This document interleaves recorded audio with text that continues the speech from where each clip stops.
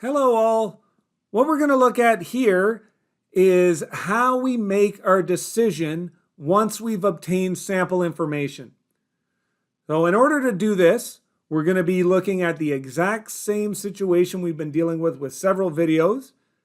And to illustrate what decisions should be made, I'm going to go back to the decision tree that I created within our web application.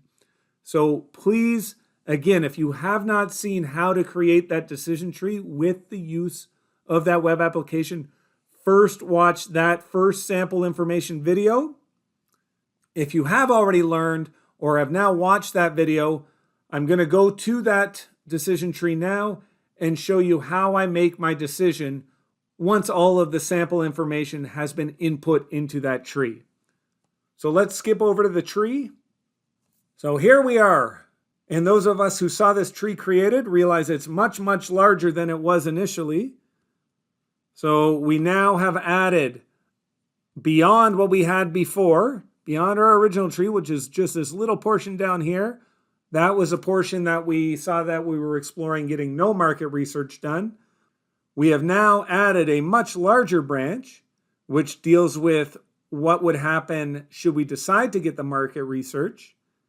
But again, this tree or decision, because we're dealing with profit, our goal should be to maximize that profit.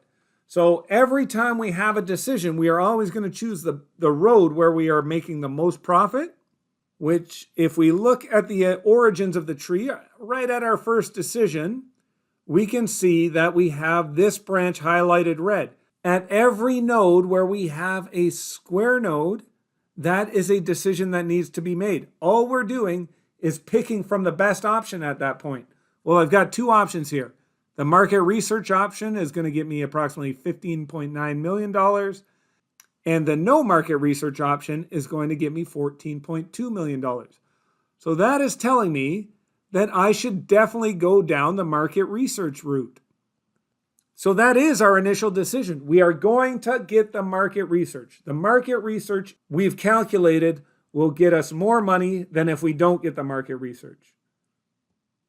But we got an extra little step here because after we get the market research, there are two possible things that could happen. Different possibilities or different uncertainties symbolized by our circular nodes, our chance nodes. If we get that market research, we're not sure if we're going to get a favorable report or an unfavorable report. So our initial decision, we hire the market research company and they go away and they do all their research and they come back to us with a report.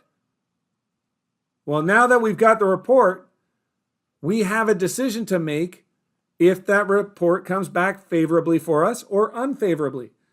So initially, hire the research company.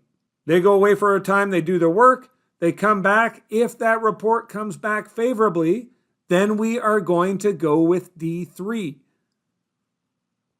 So with a favorable report, we would choose D3. If that report comes back unfavorably, the best option to choose would be D2. And again, if we look at our decision nodes, the reason why it tells us to go with D3, well, at our decision node, we have payoffs of D1, D2, and D3 under a favorable report of approximately $7.9 million, $13.5 million, and $18.2 million. Because it's profit, we would choose the highest, D3. Get the market research. If it comes back favorably, we go D3. If it came back unfavorably, again, a decision to make, and the reason why we would have chosen D2 is because D2 has the highest profit in the unfavorable report scenario. What we would do to state our conclusion, what our final decision would be, and I'm going to jump back into the PowerPoint here. Give me 1 second. So here we go, back in the PowerPoint. What is our ultimate decision? Well, as we said, we are going to hire the market research company because we saw that the branch leading to the market research, as opposed to not getting the market research, had a higher expected value. But from there was two possible outcomes. If that survey came back favorably, we will go with D3.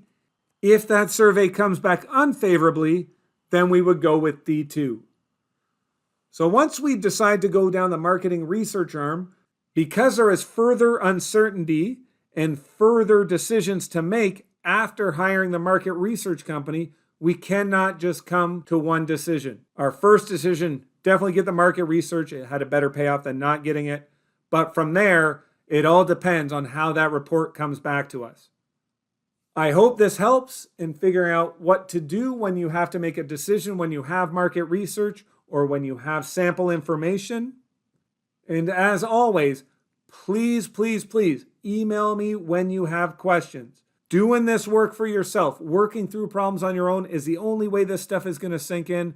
So please make sure you're doing the work. If you get stuck, send me your file. Let me take a look at it. Most of the errors I find are a cell reference or a typo in the work. But whatever the issue is, please make sure you get any issues cleared up as soon as possible. Thank you very much.